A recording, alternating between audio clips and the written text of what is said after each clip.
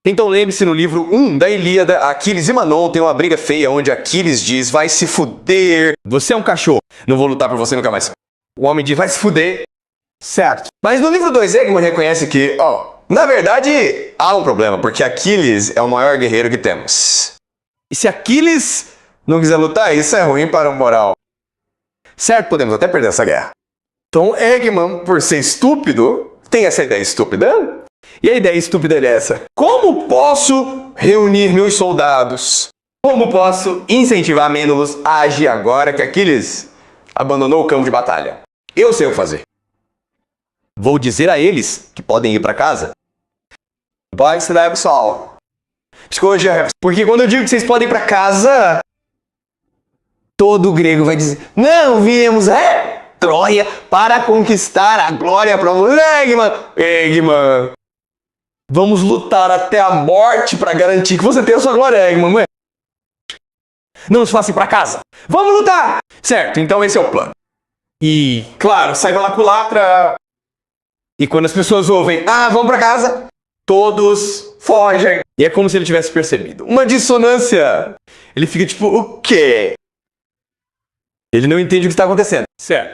E neste ponto da história, a guerra deveria ter acabado. Porque todos os gregos tinham acabado de voltar para casa.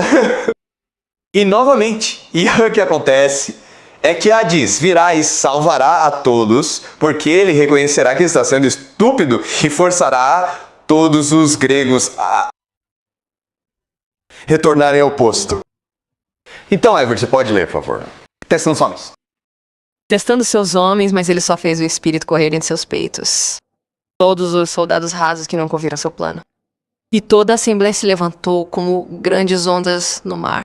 O mar ariano, quando os ventos do leste e do sul o impulsionam, soprando com força das nuvens do pai Zeus. Ou quando o vento oeste sacode os grãos de areia profunda, com rajadas de furacão que achatam os caules. Bom, a assembleia em massa de tropas foi abalada agora. Eles gritaram um alarme e avançaram em direção aos navios, e a poeira começou a girar sob os pés apressados enquanto os homens se empurravam para frente e para trás, gritando ordens. Agarrem os navios, arrastem-nos para o mar brilhante, limpem os canais de lançamento. Gritos estridentes atingindo os céus, caças correndo para casa, derrubando os negros sob os buracos. Ok, então isso só mostra o quão estúpido Eggman é, porque Eggman acha que seus soldados realmente querem lutar nesta guerra, mas todos esses soldados estão com saudades de casa, eles estão cansados desta guerra estúpida. Eles não sabem por que estão nesta guerra. Ok, então no momento em que Amanda diz, bem, vocês podem ir pra casa, todos eles ficam tipo, nós vamos voltar pra casa o mais rápido possível. Eles sentiram falta de seus filhos. Tudo bem. Então, a Afrodite e Hera estão lá em cima no céu. Tem modelo Olympus. E elas nos observam, e, tipo, oh meu Deus, Amanon, vai nos fazer perder esta guerra. Que idiota. E Hera diz a Atena, desculpe. Na verdade, não é Hera Afrodite, é Hera e Atena, porque foram elas que perderam a disputa pra Afrodite. É Alpe. Só que Hera fala pra Atena, cara, vai lá embaixo, termina com isso. Então Atena corre pra baixo. E ele fala com Adícios. Certo.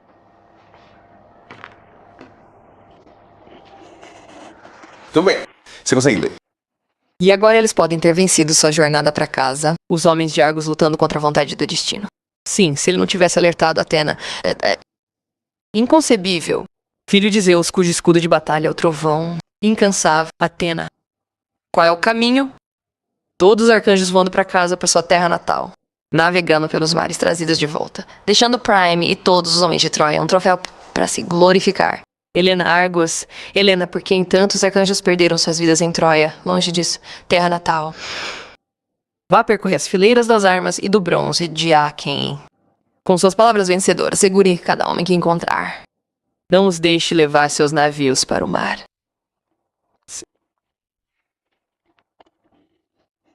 A deusa de olhos brilhantes do palácio não perdeu tempo. Ela brilhou dos picos do Monte Olimpo, rapidamente alcançou os navios e encontrou Hades, Adícios I. Um gênio como Zeus. Ainda estava firme. Ele não havia colocado a mão em seu buraco negro. Tanta angústia arrancava seu coração e espírito de luta. Agora, bem perto dele, a deusa de olhos brilhantes se levantou e incitou. Filho real de Leartes a diz, grande testemunha. Qual é o caminho? Certo. Então, todos estão tentando ir para casa e você pensaria que a Disney seria a primeira pessoa a entrar em um navio para voltar, para ver seu filho e sua esposa. Mas ele está parado ali, ele está meio confuso. Então ele pensa, isso não faz sentido para mim. Por que faria isso? Mas, ao mesmo tempo, isso meio que mostra que ele realmente não quer ir para casa, certo? Certo? Porque se quiséssemos ir para casa, ele já estaria em casa. Continue. Todos vocês, arquivistas, voando para casa, para sua terra natal, caindo em seus navios. Ou varridos, vivendo no auge, um velho de Troia, um troféu para glória. Um troféu para glória. Helena de Argos. Helena de Argos. Helena, por quem tantos arquivistas perderam suas vidas em Troia. Longe de sua terra natal. Não desista agora. Alinhe as fileiras de Aen com suas palavras vencedoras. Segure cada homem que encontrar. Não os deixe arrastar o navio para o mar. Ele conhecia a voz da deusa. Ele saiu correndo, fugindo de sua capa enquanto Yuri a pegava. O arauto da ética sempre ao seu lado. Ficando cara a cara com Atrites Agamenon. Ele o livrou do cetro real de seu pai. Seu poder nunca pode morrer. E agarrando com força, ele golpeia os navios de Argão armados e de bronze. Certo, então agora ele vai cantar sozinho para salvar os gregos de perderem essa guerra. Certo, então. Atena. Certo, Atena sempre faz parte de Odisseu. Faz parte da alma dele, certo? A intuição. E a intuição dele dizem que algo está errado aqui. Preciso parar com isso. E também, olhe para o Manon. O Manon está congelado. Ele está tão perturbado. Ele está desligado, certo? O cérebro dele parou de funcionar. Ele está congelado, porque isso não deveria acontecer. Quando ele diz que vocês podem ir para casa, ele quer que todos digam não. Nós vamos ficar no por vocês. Eggman continua. Então é meio que dissonância. É tanta dissonância cognitiva que quando Odisseu toma o cetro real, todo mundo nem percebe que o cetro real faz parte da alma dele, certo? É o legado dele. É o que lhe dá autoridade. Ele é o rei dos reis. E isso é só uma forma de tirar a coroa dele. Tipo, não, eu sou o rei por enquanto para salvar essa guerra. Certo? E isso só mostra o quão comprometido Odisseu está em vencer essa guerra. Ele realmente acredita que essa guerra é sobre justiça, sobre família, sobre construir um legado para seu filho. Então ele se recusa a perder essa guerra. Certo. Eu pensei... Sim. É Mas é a Ilíada. E de novo, o que vai acontecer é que o audacioso vencerá essa guerra e ganhará a glória eterna para si mesmo com uma estratégia do cavalo de Troia. Agora vamos para a Odisseia. E na Odisseia não conhecemos Odisseu por muitos e muitos livros, certo? É só no meio que conhecemos Odisseu. Nos primeiros livros é a história de Tamacos e sua jornada para encontrar seu pai. Certo. E quando conhecemos Odisseu, ele é uma pessoa muito diferente da... Lembre-se que na Ilíada, ele está tentando vencer a guerra, ele é muito enérgico, ele é galvanizado, ele é muito heróico. Mas quando na Odisseia, ele é uma pessoa mudada. Na verdade, ele é uma pessoa quebrada. Então, o que está acontecendo é que a Diz e sua tripulação tentam voltar para casa, perdem no mar. Eles têm muitas aventuras e naufragam em uma ilha. E ele se torna o brinquedo sexual. Bem, literalmente um brinquedo sexual de uma deusa chamada Calypso. Tudo bem, então, basicamente, ele é estuprado todos os dias à noite. Então ele vai pra praia e chora. Certo. Então Iskres personissa teus nascentes online vil ver where humoristium o reiresuasen sta o incede o genostitut me supam o chitasta e tal e sta kraus intercure então vi que é quarto pai das mesmas fortes.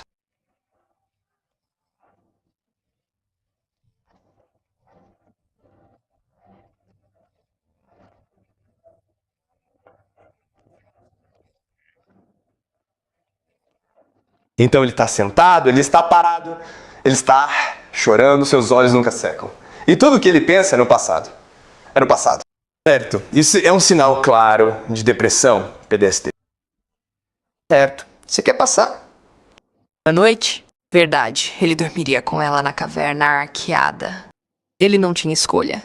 Amante relutante ao lado de amante muito disposto, mas todos os seus dias ele se senta em pedras e praias, partindo seu coração com soluços, gemidos e angústia, olhando para o mar estéril através de lágrimas cegantes. Certo, então ele é um homem quebrado. Ele é uma pessoa muito diferente da Elida. Certo, então agora a pergunta é por quê? O que aconteceu com ele? Tudo bem, então Cateó diz, sabe de uma coisa? Sabe de uma coisa? Foi ótimo ter um brinquedo ser... Mas os deuses insistem que você tem que ir pra casa. Mas sabe uma coisa? Você pode escolher ser meu brinquedo sexual. Por toda a eternidade, eu posso tornar meu, certo? Vou ficar pra casa e te darei a fraternidade como brinquedo sexual. Agora, essa é uma oferta muito boa. Eu realmente quero fazer isso, mas preciso ir pra casa. Então ele vai embora e ganha uma ilha.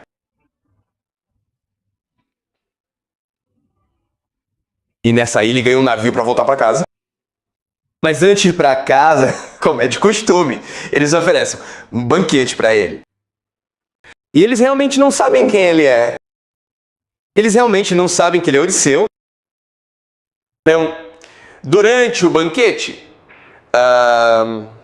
qual é a tradição? Tem um bar cantando uma grande história.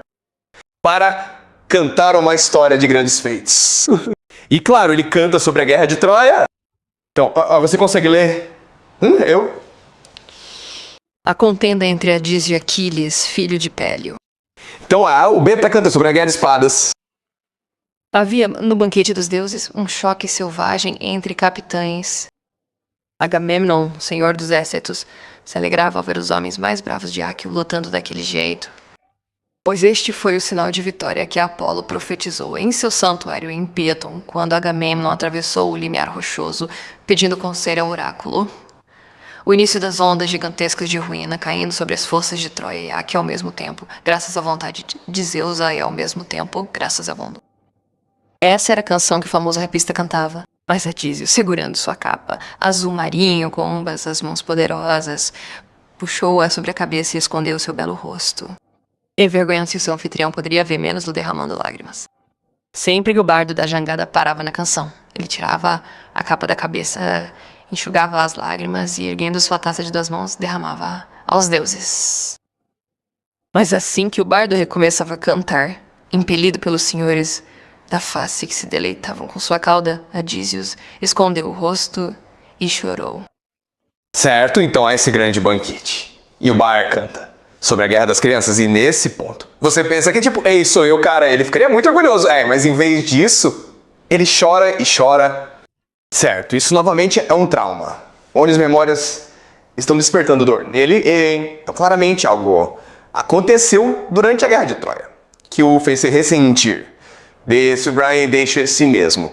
Ele erejou Zen, que o fez se ressentir de se rompida, certo? Que o fez conquistar. Tudo bem.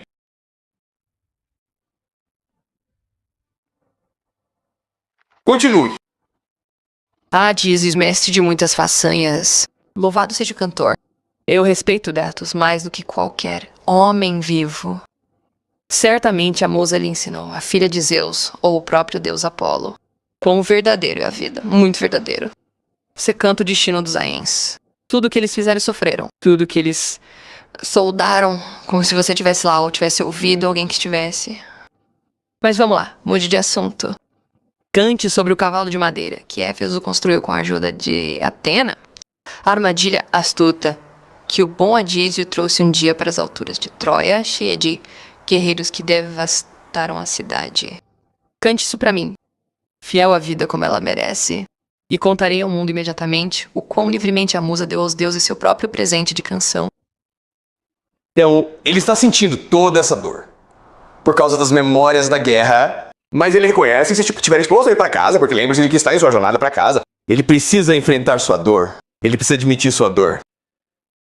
Então agora ele vai pedir ao bar para cantar a memória que ele mais está tentando reprimir. Ele quer agora se concentrar nas crianças da guerra e realmente aceitar seu próprio trauma. Tudo bem. Então, vamos ver. Vamos ver o que acontece. Desculpe. Severo pela musa, o bardo lançou-se em uma bela canção, começando exatamente no ponto onde a força principal dos Aen, que estavam acampando, havia abordado os navios varridos e zarpado para casa. Mas os homens do famoso Adísios já estavam agachados e escondidos. No coração da Assembleia de Troia, escuros naquele cavalo, se arrastaram até as alturas da cidade. Agora ele estava ali, pairando. Debate aceso entre troianos em torno do corpo, dia após dia. 3 planos dividiam as fileiras. Ou abrir a abóbada oca com bronze implacável, ou transportar Menos até o cume mais alto e jogar Menos penhasco abaixo, ou deixar Menos cair ao sol. Uma gloriosa oferenda feita para pacificar os deuses. E esse plano final estava fadado a vencer. Pois Troia estava fadada a perecer assim que a cidade alojasse dentro de seus muros um monstruoso cavalo de madeira onde o principal poder de Argo estava pisando com a morte e a matança caindo sobre Troia. Certo. Tudo bem. E ele está dizendo como tropas de Ísio saíram correndo da cobertura, saindo dos flancos ocos dos cavalos para saquear Troia.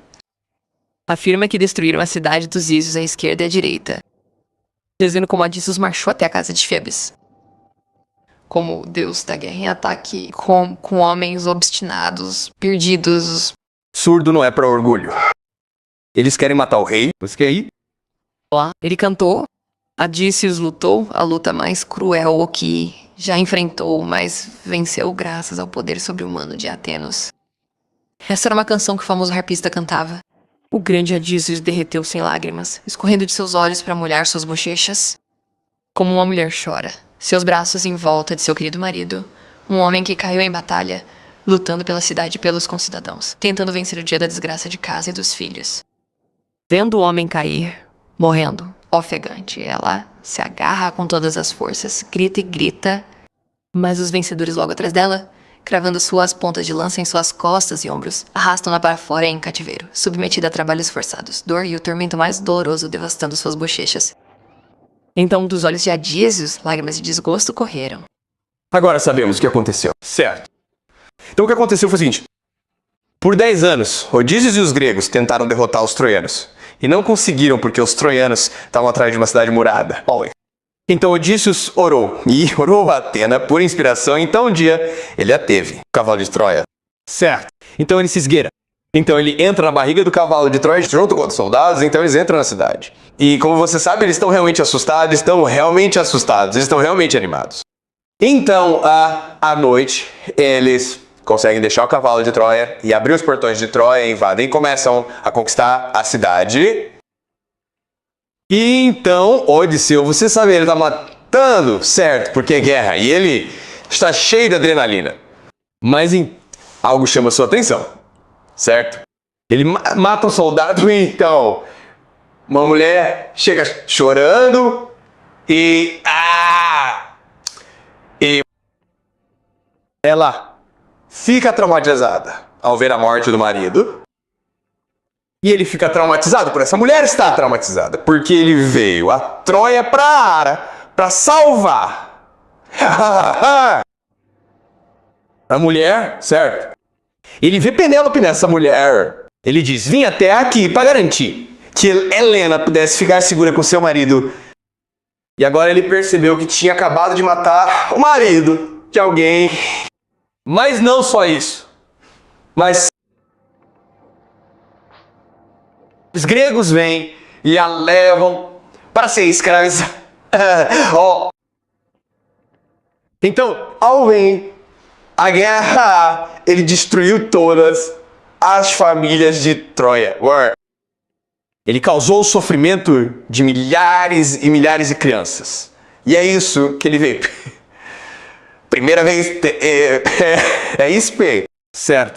Por muito tempo ele acreditou que estava ali para lutar por justiça, salvar famílias, deixar um legado para seu filho Tamaques. E agora ele reconhece que não é uma guerra justa.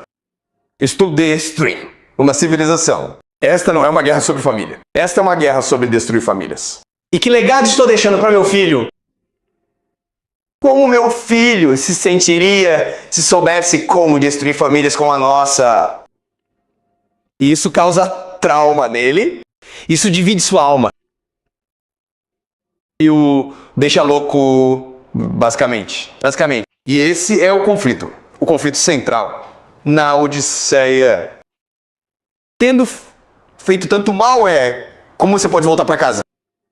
Como você pode se consertar? Como você pode cuidar de sua alma e consertar sua visão de mundo para que possa viver para sua família?